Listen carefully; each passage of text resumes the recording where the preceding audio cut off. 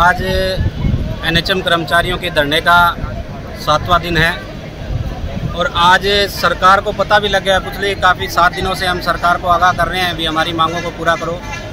हमारी सबसे पहली मांग है नियमितीकरण।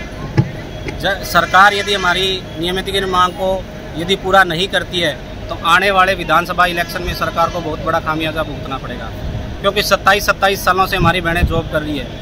एक अपने जीवन का आधे से ज़्यादा समय समाज सेवा में लगा चुके और वो कच्चे के कच्चे ही घर जा रहे हैं। तो ये सरकार को भी सोचना चाहिए, एक पक्के विभाग के अंदर और 27 साल से कोई कर्मचारी जॉब कर रहा है वो कच्चा क्यों है। 2013 की पॉलिसी है, चाहे 2003 की पॉलिसी है, सरकार जो भी आई है किसी ने एनएचएम कर्मचारियों के बारे में नहीं सोचा। आज दर्द इतना ज़्यादा बढ़ चुका है तो सब कर्मचारी सड़कों पे उतरे हुए हैं और यदि सरकार हमारी मांगें पूरी नहीं करती है तो आने वाले विधानसभा इलेक्शन में सरकार को भुगतना पड़ेगा।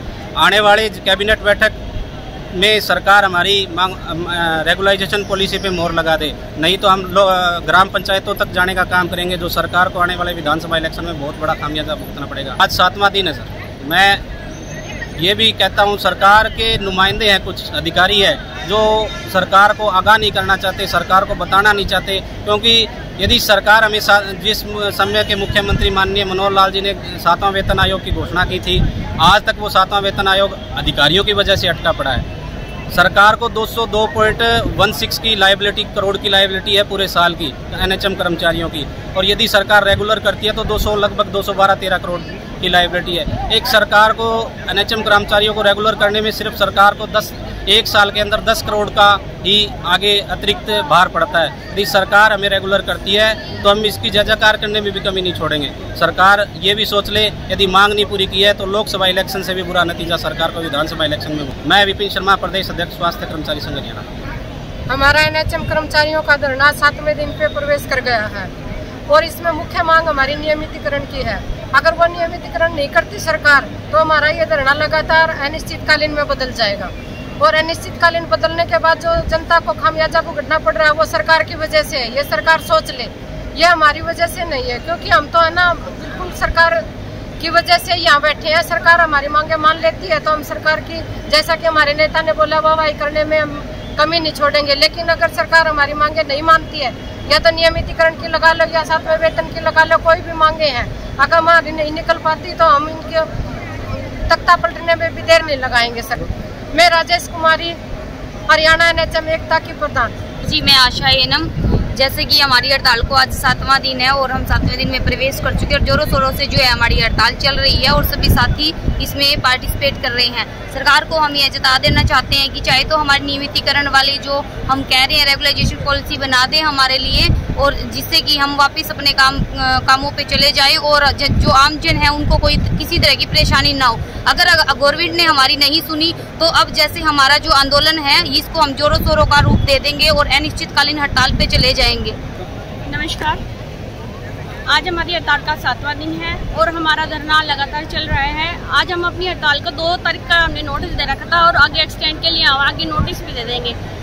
अब तक हमने कल प्रीतियाँ जलाई थी जो कि हमारे ऑर्डर आए थे। अगर सरकार हमारी डिमांड्स नहीं मानती तो हम इस आंदोलन को और तेज उग्र करने के लिए मजबूर हो जाएंगे और इसके लिए सिर्फ और सरकार जिम्मेवार है, ना कि कर्मचारी और ना ही कोई जनता। इसलिए हम सरकार से ये गुहार लगाते हैं मीडिया के माध्यम से कि प्लीज़ हमारी बातों और हमारी मांगों को 90% नहीं 100% मान के और हमें जल्दी से जल्दी हमारी डिमांड्स पूरी करके हमारी इस हड़ताल को समाप्त कराएं।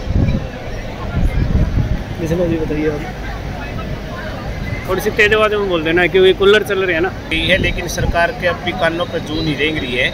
तो उनके कुछ नेता हैं जो वो मीडिया के अंदर बलगला के बाइट देते हैं। 14,000 कर्मचारियों को 36,000 कर्मचारी बताते हैं, भ्रमित करने की कोशिश करते हैं। वो असली आंकड़े देखे मिशन निदेशक कार्यालय से निकलवा करके हमारी 98% हड़ताल है पूरे हरियाणा के अंदर। 14,000 कर्मचारी हैं जिसमें से 12,500 के करीब कर्मचारी हड़ताल पे हैं। तो ये सरकार पकड़ा के लोगों को भ्रमित करके या जो उसकी नीति रही है कि भी आंदोलन को तोड़ना, उस नीति को छोड़े और 2 तारीख तक सभी कर्मचारियों की जो मांग है हमारी एनएचएम की उसको पूरा करे। अन्यथा इसके बाद में कर्मचारी इस आंदोलन को और तीखा करेंगे और इसको ऐसा मोड़ देंगे। गांव में पंचायत स्तर पर जाएंगे। हमारी एनएम बहनजियों की गांव में पंचायत स्तर पर पहले ही इतनी पकड़ है क्योंकि वो बच्चे का जन्म से लेकर के उसकी मृत्यु तक का सारा काम, उसका स्वास्थ्य की देखरेख सभी उसी के पास होती है। हर घर में पहुंच है। हम हर घर में पंचायत के माध्यम से सरकार को बताएंगे। सरकार की जो विफलता है, जो सरकार की हमारे साथ नाइंसाफी है, उसके बारे में बताएंगे और आने वाले इलेक्शन में सरकार को इसका खामियाजा भुगतना पड़ सकता है। हम चाहते हैं कि ऐसा ना हो। सरकार हमारे से वार्ता करे और हमारी जो मांग है नियमितीकरण की, सेवा सुरक्षा की, सुरक्षा बाइलाज की, इनकी जो हमारी मांगे हैं उनको तुरंत पूरा किया जाए। जगत सिंह बिसला, राज्य उप प्रधान स्वास्थ्य कर्मचारी संघ, संबंधित भारतीय मजदूर संघ विशाल।